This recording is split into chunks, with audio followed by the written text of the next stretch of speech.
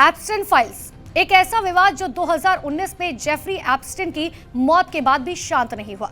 आज 2025 में न्याय विभाग और अमेरिकी संसद की अधिसूचना के बाद हजारों दस्तावेज, फोटोज और वीडियोस जारी किए जा रहे हैं, जिनसे ये पता चलता है कि एप्स्टाइन का नेटवर्क कितना ज्यादा बड़ा, कितना व्यापक था। देखिए, सबसे बड़ी बात यह है कि इनमें कई उच्च हाई प्रोफाइल नाम और तस्वीरें उनकी सामने आ रही है। हालांकि इन तस्वीरों में दिखना किसी के अपराधी होने का बिल्कुल भी सबूत नहीं है। लेकिन आपको आगे बताते हैं कि एप्स्टाइन फाइल में किन किन लोगों के नाम सामने आए और आखिर ये विवाद क्या है, इस पर नेताओं का क्या कुछ कहना है, विपक्ष क्या कुछ कह रहा है और एक्सपर्ट्स क्या कुछ कहते हैं।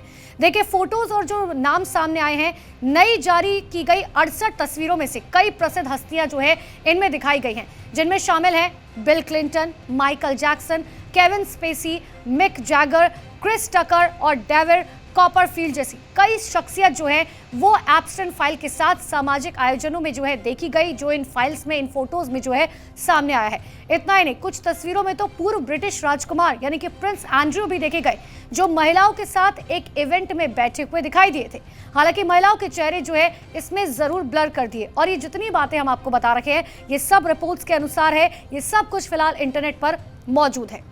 देखिए, 68 तस्वीरों में शादी की यात्रा के पासपोर्ट्स और आईडी कार्ड्स भी शामिल है, जिनमें महिलाओं की पहचान जो है वो कई देशों की दिखाई गई है, जैसे कि रूस हो गया, मोरक्को हो गया, दक्षिण अफ्रीका हो गया, इसके अलावा यूक्रेन भी इनमें शामिल है।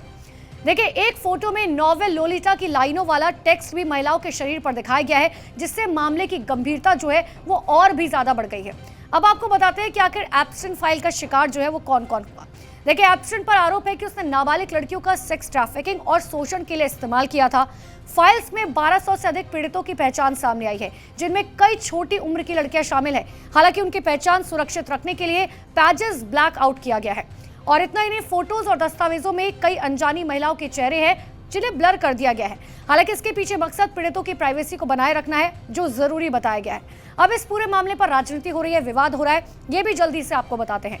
देखिए, एप्स्टाइन फाइल्स अब राजनीतिक विवाद का एक बहुत बड़ा वजह बन गई है, बहुत बड़ा विषय बन चुका है। कुछ जो सदस्य हैं कांग्रेस के, उनका ये साफ तौर पर कहना है कि न्याय विभाग ने फाइल्स को पूरी तरह से नहीं जारी किया। कई पन्नों पर भारी रेडिकेशंस किए गए हैं, जिससे पारदर्शिता पर अब सवाल खड़े हो रहे हैं, यानी कि सारे पेपर्स जो हैं वो जारी नहीं किए गए। हालांकि राष्ट्रपति डोनाल्ड ट्रंप ने हाल ही में कहा था कि जारी हुई तस्वीर कोई बड़ी बात नहीं है। उन्होंने कई तस्वीर ऐसी भी है जो देखी नहीं है, लेकिन जो आलोचक है उनके, वो साफ तौर पर कह रहे हैं कि फोटो जारी होने के बाद भी प्रशासन मामले को ढकने की कोशिश कर रहा है।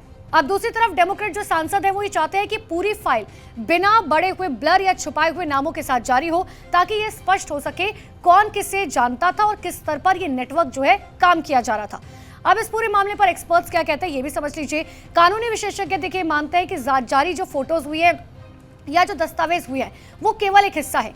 देखिए, इसका मतलब यह है कि नई जो तस्वीरें जारी की गई है, तस्वीरों में दिख रही हस्तियां जो है वो अपराधी है, बल्कि दिखाता है कि एप्स्टाइन का सामाजिक नेटवर्क जो है कितना बड़ा और कितना जटिल था। पीड़ित अधिकार समूह ये कहते हैं कि सच्चाई तब तक अधूरी रहेगी जब तक हर फाइल बिना जरूरी ब्लर के सार्वजनिक यानी कि सामने नहीं आती, और न्याय तभी मिलेगा जब नेटवर्क में शामिल सभी लोगों की भूमिका का खुलासा होगा। इतना ही नहीं, एप्स्टाइन फाइल्स अभी सिर्फ एक शुरुआत है। ये तस्वीरें, दस्तावेज और वीडियोस दुनिया को दिखाते हैं कि इसका दायरा कितना विस्तृत है, लेकिन कहानी अभी खत्म नहीं हुई है और सवाल वही है, क्या सच में सामने आएगा।